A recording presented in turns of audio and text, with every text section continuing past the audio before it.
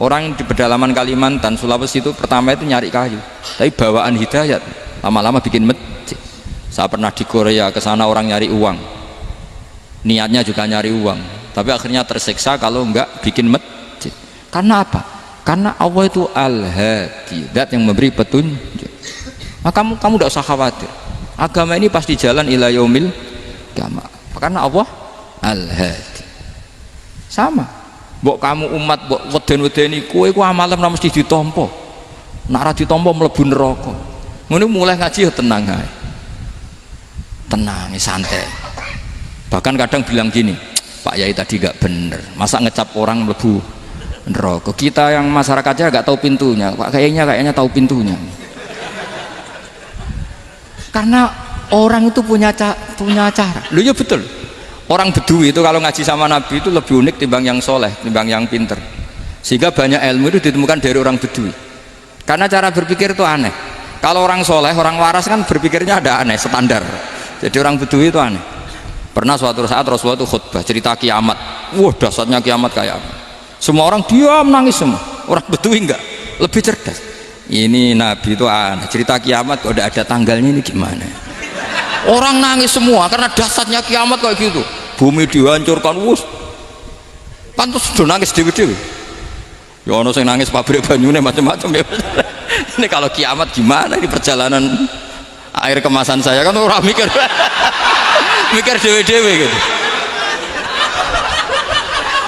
Tapi ini enggak, orang Bedui cara berpikir tuh enggak, malah ya Rasulullah mata sa'ah engkau itu cerita kiamat tapi enggak jelas tanggalnya. Kalau cerita kiamat ya harus jelas dong kapannya. Jadi unik, jadi cara berpikir sahabat kaget semua loh, kaget karena enggak kepikiran. Nabi a'radu anhu, a'radu itu mengabaikan. Banyak sahabat yang menganalisis lam yasma kan. Nabi memang nggak dengar sehingga mengabaikan. Ada yang analisis lagi sami'a wa kariha. Sebenarnya Nabi dengar cuma nggak berkenan karena tengah-tengahnya khutbah kok tanya. Tapi si Arabi ini cerdas, masuk akal kan?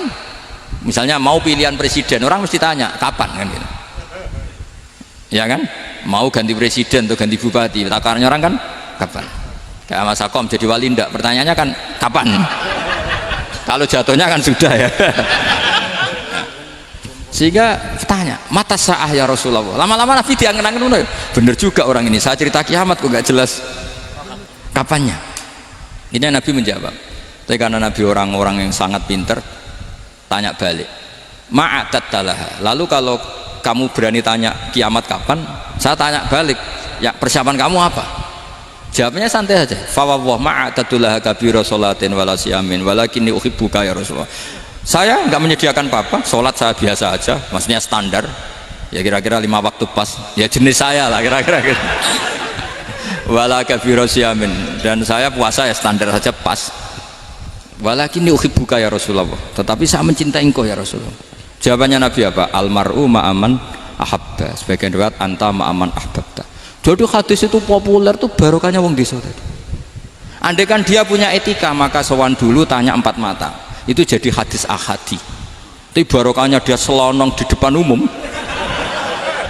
Zaman Nabi khutbah itu jadi hadis mutawatir. Jadi kadang barang baik itu barokahnya orang yang nggak baik. Maksudnya su'ul adab. Tanya gitu kan su'ul. Tapi itu barokah. Akhirnya hadis itu mutawatir karena didengar ribuan sahabat yang mendengarkan khutbahnya Rasulullah.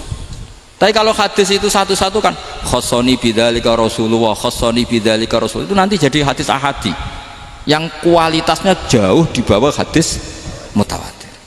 Jadi barokahnya orang su'ul adab itu ada karena Allah yang mendesain ini. Akhirnya kata sahabat, kata Anas bin Malik, mereka itu mangkelnya bukan main sama Arabi tadi karena tanya nggak sopan sama Rasulullah. Tapi setelah Nabi jawab almar'u ma'aman ahabba fama farihu bisyai'in farahahum bidzalika badal. Mereka tidak pernah senang dengan hadisnya Nabi sesenang riwayat almar'u ma'aman ahabba. Barokahnya Arabi Bedui. Makanya saya sebagai kiai ini Bedui saya tak pertahankan ila yaumil qiyamah. Karena umat ini pernah terbarokai oleh orang apa? Bedui. Barokai suladab tadi. Jadi mohon ini supaya majelis ini kan majlisul iltorti Rasulullah, coba terlatihlah mengatakan Allah itu subjek, Allah itu al-fa'ilul mukhtar, Allah itu al-fa'ilul mukhtar, Allah itu yang menentukan alam ini. Dan Allah mensifati dirinya wa annahu huwa adhaka wa abka. Allah itu zat yang memberi orang itu bisa tertawa, dan Allah juga yang memberikan orang itu bisa menangis. Mbok kayak apa kamu neror umat, amal nggak mesti diterima gini-gini, ternyata neng majelis nangis ya, mulai guyu kadang guyu-guyunya ngenyak tenane daripada apa ya, agak-agak merodok orang yang dohirnya beda dengan batinnya, nggak perlu distatuskan seperti itu. Ya sudah, biasa saja. Jadi nah, fi muqaddimihim, imam besar dalam manhaj ini namanya Abul Hasan apa? Asyadzili. Abul Hasan Asyadzili itu kalau ada orang tanya gini, Beb saya ini susah, sholat saya tidak mesti diterima Allah gini-gini, marah. Nggak usah. Kafa bika jazaan an radiyaka laka ahlan. Sudah kamu ditakdir pernah sujud itu sudah keren. Saya itu andaikan dapat kabar dari malaikat bahwa sholat kamu tidak diterima, saya tidak susah. Bukan karena sombong, pernah ditakdir sholat sujud ning Allah itu keren. Kayak apa malunya kita ketemu Allah kemudian kita di bumi tidak pernah sujud. Makanya cara Abul Hasan Asyadzili, kowe ora usah mikir sholatem ditampa ta ora usah mbok mikir. Kowe ditakdir tau sujud itu hebat. Kafa bika jazaan an radiyaka laka ahlan. Cukup kamu mendapat balasan dari Allah, kamu pernah ditakdir sujud. Gak perlu ngaji alim alamas, gowo sawi ngalor ngidul jalalain keren. Paling gak malaikat pernah melihat kamu, gowo tak kitab kuwedi. Gak penting, pahammu gak penting. Karena isra bakat paham Mas. Jadi Abul Hasan Asyadzili adalah orang yang, dan itu Al-Hasani ya, dan itu Al-Hasani. Makanya macam-macam, kita yang Al-Husaini sudah kita punya Faqih Muqaddam, punya banyak. Di Al-Hasani yang paling populer diantaranya adalah Abul Hasan Asyadzili. Beliau itu kalau ngendikan sesuatu itu positif terus. Termasuk itu ketika ada orang resah sholat saya diterima ndak, kata beliau, wes kowe sing support nak ditakdir tahu sujud. Saya itu sebetulnya kadang-kadang yang miris, wes sholatku tompo ta ora, tapi saya sangat sadili, sangat sadili. Saya nggak pernah berdoa ya Allah ibadah kami jenengan terima ndak, karena takut kalau doa gitu keterusan itu terus ditompo ora ya, akhirnya keterusan gitu, akhirnya ngenes. Masa orang pernah sujud ngenes? Lama-lama gini setan masuk, apa artinya saya sujud ternyata gak diterima. Lu wong kawula kok iskal tentang pernah sujud. Itu kan ibarat gini, kamu ngasih uang sama orang tua kamu, misalnya Habib Soleh ngasih uang Habib Ali, terus apa artinya tak kasih, kemudian beliau tidak terima kasih, itu kan lucu. Terima kasih tidak terima kasih, seorang anak ngasih orang tua itu keren. Makanya saya bangga dengan Habib Soleh ketika beliau mengumrohkan Habib Ali, sudah mendaftarkan haji Habib Ali. Gak usah mikir diterima apa enggak, wes keren, itu sudah perilaku yang keren, yang hebat. Makanya saya sering ada orang mau cerai tanya saya, Gus saya ini cerai gak, istri saya kurang ajar gini. Gak usah, tapi bojo kula judes, uang di bojo itu wes keren, paling gak kowe radarani jomblo.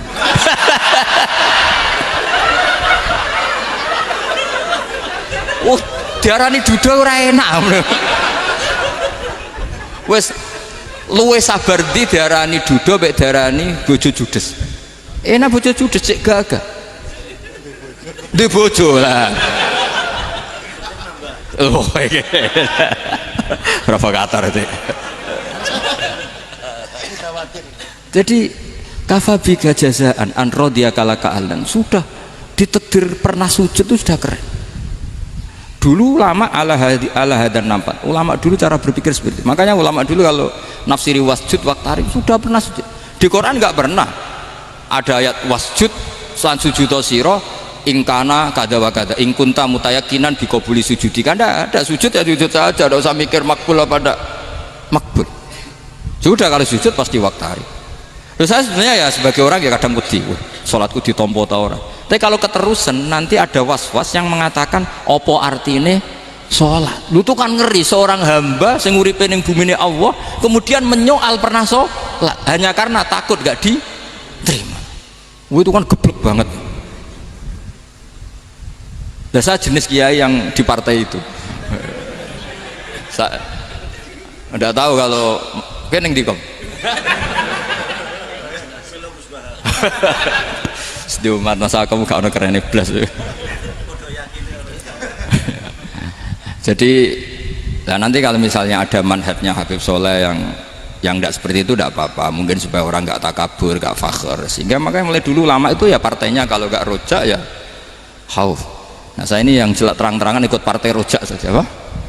Partai rojak, karena banyak yang sudah di partai khauf, tapi saya rojak yang bil ilmi tadi.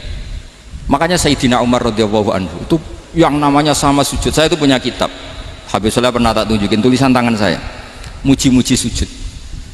Sayyidina Umar ketika ditusuk seorang gila itu Majusi, Abu Lu'lu' terkenalnya itu Hulamul Mughirah terkenalnya, ditusuk, dia sahabat, beliau sahabat wali. Jadi nusuk Umar itu kayak apa? Nusuk Mas Akom aja dosa besar, apalagi nusuk Umar. Itu ketika ditusuk, dia itu ya punya dendam, namanya manusia itu punya dendam. Maksudnya namanya orang kan mangkel sama yang nusuk. Kalau orang mangkel itu inginnya kan yang nusuk itu masuk neraka. Tapi apa kata Umar? Ngedikan gini, tanya pertama, yang nusuk saya siapa? Orang Majusi. Orang Majusi, Hulamul Mughirah. Alhamdulillah alladzi lam yaj'al maniyati biyadi rajulin lam yasjud laka sajdatan yuhaju biha indaka yaumal qiyamah. Saya itu senang Gusti, yang nusuk saya orang yang nggak pernah sujud sama jenengan. Jika kalau saya dendam supaya dia masuk neraka, saya nggak takut orang itu nuntut sama saya. Tapi kalau dia pernah sujud, pernah sholat, kemudian dia masuk neraka karena nusuk saya, kemudian dia berargumentasi, saya pernah sujud ya Allah, kenapa engkau masukkan neraka? Saya tidak berani jawab ya Allah, saking hormatnya sama yang namanya sujud. Jadi kamane dendamnya kesampaian cara Jawa ya, dendam dengan tanda kutip ya, tidak makna semestinya. Jadi mangkel mbek sing nusuk nak mlebu neraka pantas wong ora tau sujud wae Gusti gitu.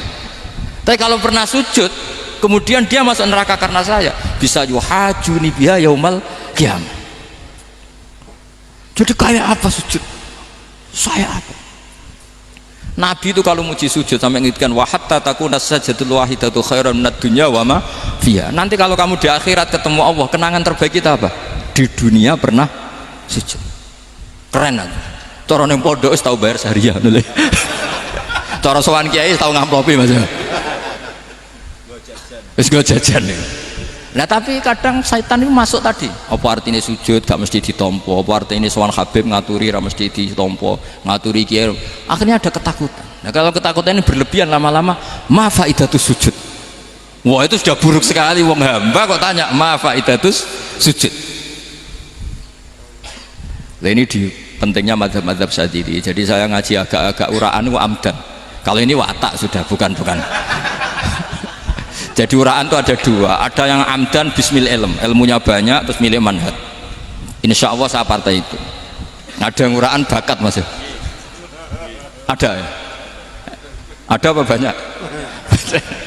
Nah sebetulnya khauf juga gitu Bim. Ada khauf itu karena ilm. Ada Habib alim alama atau kiai alim alama, dia tahu masyarakat kalau ngikuti Gus Bak nanti jadi fakhr, kurang tawaduk, terus dia milih partai khauf.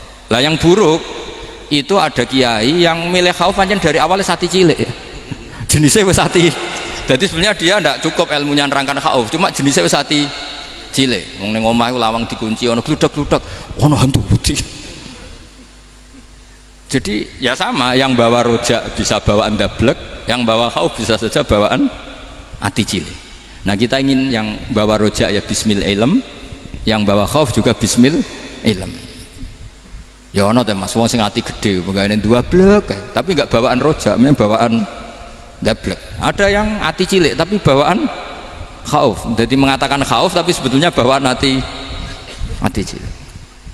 Nah kita inginnya ndak, kalau rojak ya bismillah kayak Abdul Hasan Asyadzili, kalau yang kampanye khauf kayak Sayyid Abdul Haddad bawaan apa? Ilm. Sehingga kita ini Qul inni ala bayyinatin mir rabbi, semua itu berdasar ilmu sing jelas welo-welo. Makanya semua nabi memaklumatkan apa? Qul inni ala bayyinatin mir rabbi. Jadi semua ilmu syaratnya apa? Bayyinah. Bayyinah itu kebenaran ilmiah sing jelas welo-welo. Makanya itu yang disebut Allah Subhanahu wa taala mensifati kekasihnya yaitu Nabi Muhammad sallallahu alaihi wasallam, lam yakunil ladzina kafaru min ahlil kitabi wal musyrikina munfakkina hatta ta'tiyahumul bayyinah rasulun minallah yatslu suhufam mutahhar. Niku Kanjeng Nabi saking cerdase meneh dek wong Islam, wong musyrik, wong kafir ngerti logika yang dibangun Nabi saja kuat infikak dari kemusyrikannya. Makanya disebut munfakin. Orang-orang musyrik, orang-orang kafir tidak munfakin, tidak tercerabut dari akar akidahnya hatta ta'tiyahumul bayyinah. Itu siapa? Rasulun minallah yatlu suhufan mutahharah. Masyhur itu debatnya Nabi dengan orang-orang musyrik. Mereka bilang, ya Muhammad, kita ini urusannya banyak, kasusnya banyak, lalu anda mengajarkan ke Tuhan satu. Masa urusan banyak cukup Tuhan satu? Itu gak fair Muhammad. Aja'alal alihata ilaha wahida inna hadha la syai'un ujab. Urusan kita banyak, masyakil kita banyak, muskilah kita banyak, kalau Tuhannya satu tidak cukup Muhammad.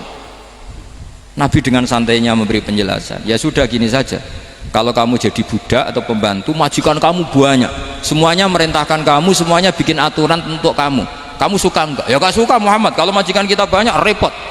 Ya sudah, Tuhan kamu itu majikan kamu, kalau banyak perintahnya beda-beda kamu pusing. Ya udah Mat, Tuhannya satu aja Mat. Karena Nabi bayyinah, orang itu bisa dibalik-balik pikirannya. Dan makanya disebut daraballahu mathalan rajulan fihi syuraka'u mutasyakisuna wa rajulan salamal lirajul hal yastawiyani masalah alhamdulillah. Jadi Nabi itu kalau adu argumentasi itu luar biasa. Jadi segampang itu Nabi memberi apa? Argumentasi. Karena beliau adalah al-hujjatul balighah. Jadi Nabi itu gak pernah kalah.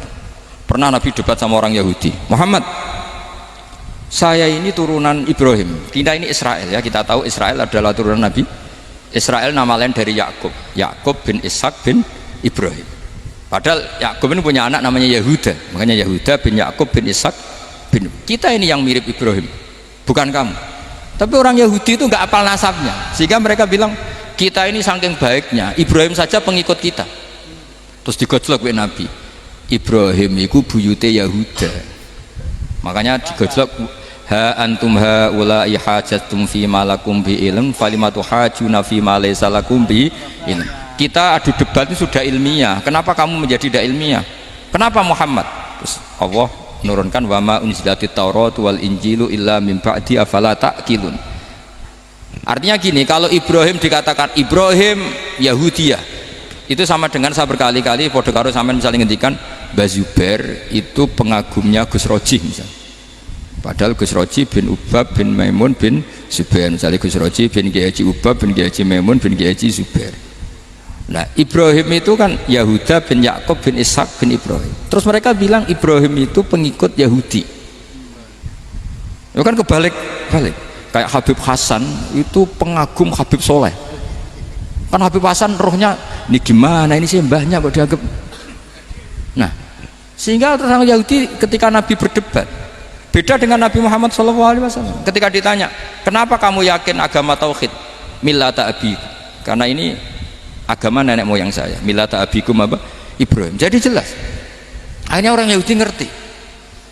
Ya kan sama dengan mengatakan tadi Pak Karno itu pengagum Puan Maharani, kan aneh nggak kalimat itu? Mbah Hasyim Asy'ari itu pengagum Gus Dur, gak lucu itu debat. Jadi Nabi itu orang yang bayinah itu kalau menerangkan kebenaran itu bahkan orang kafir pun bisa infikak, bisa munfakin, tercerabut dari akar kekafiran. Nabi itu mudah sekali merubah logika. Makanya di Quran sering ada kata aro'aitum, karena memang tadi. Nah saya mohon apapun pilihan anda rojak, kayak Abdul Hasan Asyadili tadi, ketika orang resah sujudnya diterima apa enggak, sholatnya diterima apa enggak, beliau bisa berargumentasi betapa pentingnya sujud. Wes ajong kowe iku kawula, tahu sujud iku keren. Sampeyan bayangkan betapa malunya kita kalau kita ketemu Allah kemudian di dunia enggak pernah. Lho paribasane kula mlebu swarga lah isin. Mlebu swarga tapi ning donya ora tahu. Isin. Sama seperti kowe di guru saurip-uripmu ora tahu salam templek isin. Kira-kira seperti meskipun salam templek ora penting ya ora penting tuh, misalnya soleh salam templek 50.000 duwe wis akeh ngono kan. Nah mas aku penting kudu rokok. Itu bukan nilainya kok, betapa malunya kita. Saya dulu mau sarang, andai kan tidak pernah khidmah sama iya malu tenan sebagai apa? Santri. Makanya Sayyidina Umar ketika beliau dibunuh orang, itu pertanyaan pertama, dia pernah sujud enggak pernah. Andai kan dia pernah sujud, maka saya tidak berani masukkan dia masuk neraka. Takutnya dia protes sama Allah, ya Allah saya pernah sujud kenapa harus di neraka? Atau Umar ditanya Allah gini, Umar kue ridho wong sing tahu nyembah aku kemudian dia di neraka, kayak apa? Jadi makanya Umar ketika wafat ketika alhamdulillah alladzi lam yaj'al maniyati biyadi rajulin lam yasjud laka sajdah.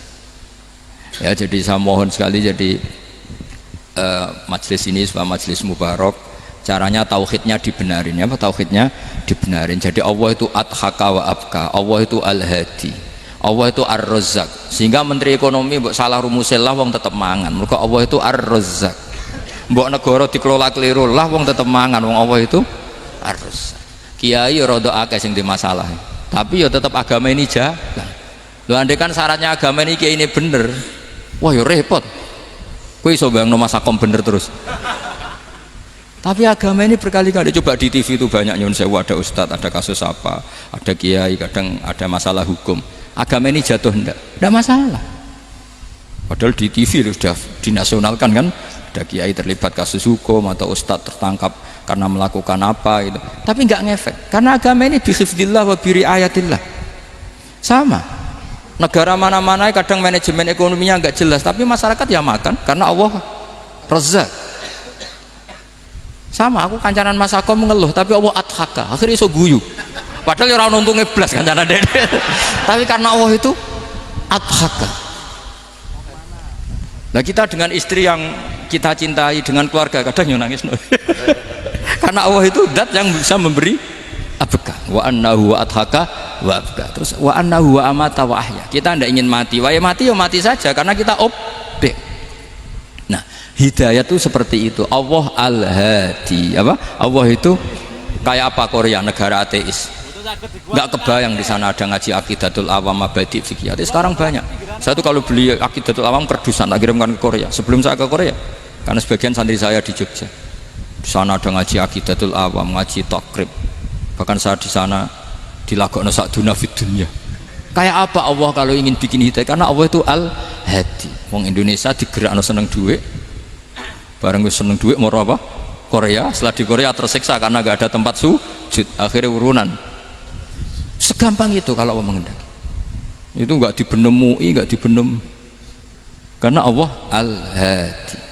Jadi saya mohon sekali tauhid ini dibenerin dulu. Allah tetap al-fa'ilul mukhtar, apa? Al-fa'ilul mukhtar, sehingga Allah mensifati dirinya adhakawa. Mbok kamu bendung kayak apa, orang ngaji saya tetap guyu. Sekarang iso mbuli saya, oh Gus Bapak ngaji tidak guyu. Allah yang memberikan guyu kamu itu. Andai kan sesuai status kamu, kowe ora ngarep guyu, utang akeh, jatuh tempo, bojo ora percaya. Gede-gede kayak paham. Ya jadi ini tak isyatkan jenengan, saya ini tadi bawa kitab Fathur Rahman di Thalibi Ayatul Quran, mau tak kasihkan hadiah ke saya itu Marhafid sebagai penyempurna karena beliau sudah Al-Husaini. Semoga ini dapat barokahnya Al-Hasani. Ini dikarang oleh zurianya Abdus Salam bin Masis. Abdus Salam bin Masis adalah guru dari Abul Hasan apa? Asyadili. Jadi kita tahu Sahibul Hikam Ibnu Athaillah As-Sakandari muridnya Abul Abbas Al-Mursi. Beliau muridnya Abul Hasan Asyadili. Beliau muridnya Abdus Salam apa bin Masis. Yaitu Alami Zada ini min dzurriyyati Abdus Salam bin Masis. Jadi ini Al-Hasani. Jadi ini sudah klub karena mulai dulu ya tradisinya gitu, banyak sabaib ngaji barojak, bafadol, nanti yang bafadol barojak yang ngaji Habib lagi, seperti sanadnya Soleh di Sarang. Ya Soleh ngaji Bahmun, tapi Bahmun ngaji Sayyid Alawi Sadat, ya ngaji Sayyid Zaini Dahlan, nanti setelah Sayyid Zaini Dahlan ngaji Ajam lagi Usman Adim Yati. Jadi ya biasa mulai dulu silsilah ya seperti itu. Jadi seperti dulu Ibnu Abbas termasuk Qorobatul Rasulillah. Jadi dulu Qorobatul Rasulillah itu Bani Hasyim sama Bani Muttalib. Tapi kalau sekarang ya tentu para sadat, para habaib. Dulu biasa Ibnu Abbas ngaji ke Zaid bin Sabit. Itu Ibnu Abbas yang mencium tangannya Zaid bin Sabit. Tapi Zaid bin Sabit juga mencium tangannya Ibnu Abbas karena Qorobatul Rasulillah Shallallahu Alaihi Wasallam. Jadi saya mohon semuanya itu insaf bil ilm, ya, insaf bil ilm. Kayak tadi munfakina hatta ta'tiyahumul bayin. Jadi bayina itu orang yang kalau menerangkan itu memberi penjelasan sing jelas welo-welo. Itu siapa? Rasulun minallah yatslu suhufam mutahharam. Al-Fatihah.